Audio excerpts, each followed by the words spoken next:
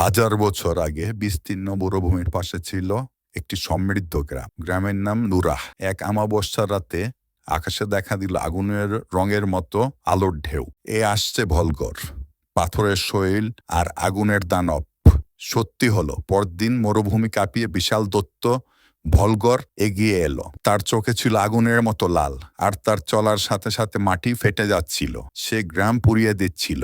অরিন ভয় না পেয়ে গ্রামবাসীদের নিয়ে পরিকল্পনা করলো। তারা পুরনো গুহার ফাঁদ আবার সক্রিয় করলো, যা একমাত্র বিশাল দত্তকে থামাতে পারে। ভোরের আলোয় অরিন একাই ভলগরের সামনে দাঁড়ালো। ভলগর তাকে আক্রমণ করতে ছুটে এলো, আর অরিন চতুরতায় তাকে ফাঁদের দিকে টেনে নিল।